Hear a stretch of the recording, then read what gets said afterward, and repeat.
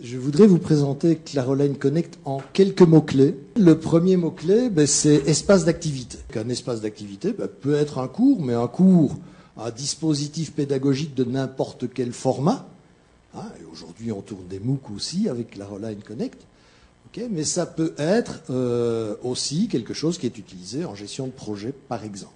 À côté de ça, il y a 3 piliers. Des activités, des acteurs et des ressources. Des acteurs, ça peut être chaque acteur individuel, bien sûr, mais ça peut être une multitude d'acteurs regroupés, travaillant ensemble. Les ressources, c'est des ressources au sens large. C'est pas seulement un texte, c'est pas seulement une vidéo, c'est pas seulement une image. C'est aussi un blog, c'est aussi un wiki, c'est aussi un forum. Autrement dit, les ressources pour nous, c'est tout ce qu'on trouve en général dans la plateforme, avec non seulement le contenu, mais ce qui sert à manipuler ce contenu. Donc l'outil qui va avec. Et puis les activités, ce sont des ressources d'un type un peu particulier, mais ce sont des ressources aussi. Et cette activité, elle comporte toujours une consigne concernant l'activité. Je vais donner un exemple. Une activité, c'est dire réaliser un exercice. Ça, c'est la consigne. C'est l'exercice qui est la ressource jouée. Mais en cours d'exercice, vous pouvez très bien être amené à consulter d'autres ressources. Ce sont les ressources associées. Et ces activités, dans Claroline Connect, elles peuvent être assemblées, suivant une certaine logique, dans des parcours d'activités. Mot-clé suivant, centrage utilisateur. Ce qui est important, ce n'est pas le cours, ce qui est important, c'est l'utilisateur.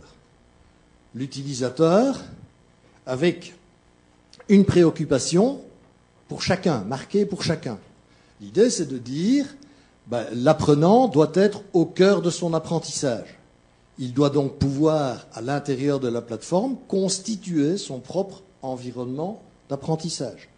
Le formateur, même chose, il doit pouvoir, bien sûr, s'occuper des différents cours, mais aussi mener éventuellement un certain nombre d'activités de collaboration avec des collègues ou des choses comme ça. Et l'institution, forcément, elle doit trouver dans cette plateforme la possibilité de retirer les éléments d'information qui lui sont importants. La personnalisation et l'appropriation. L'institution peut personnaliser, l'utilisateur peut personnaliser un certain nombre de choses, on vous le montrera.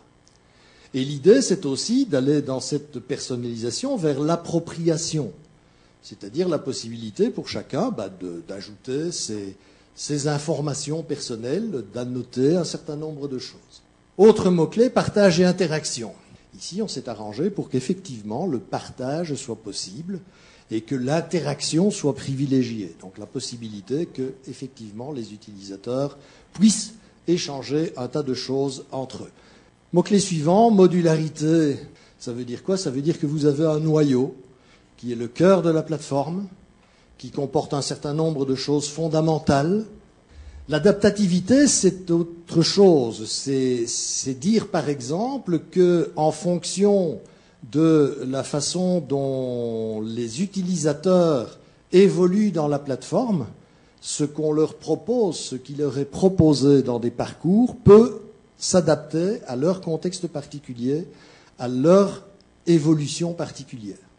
Et puis, le dernier mot-clé ici, que j'ai mis en évidence, c'est le mot-clé modèle. Alors l'idée, c'est de dire, ces espaces d'activité que l'on crée, on veut pouvoir les partager, on veut pouvoir en faire des modèles qui vont pouvoir être distribués ou réutilisés. La structure générale de la plateforme. Et donc cette structure générale, elle est à 2 niveaux. Vous avez un niveau plateforme et puis vous avez le niveau des espaces d'activité. Alors le niveau plateforme, c'est celui qui est au centre, là où vous voyez page d'accueil et bureau. Donc c'est ce que voit l'utilisateur non connecté. Quand l'utilisateur va se connecter, il va arriver sur son bureau. Et son bureau, c'est le lieu d'agrégation de toutes les informations qui le concernent, venant de tous les espaces d'activité auxquels il est connecté. Lorsque donc l'utilisateur est connecté, l'utilisateur va pouvoir arriver dans l'espace d'activité, le 2e niveau. Et un espace d'activité, c'est une page d'accueil et c'est des ressources que l'on va organiser.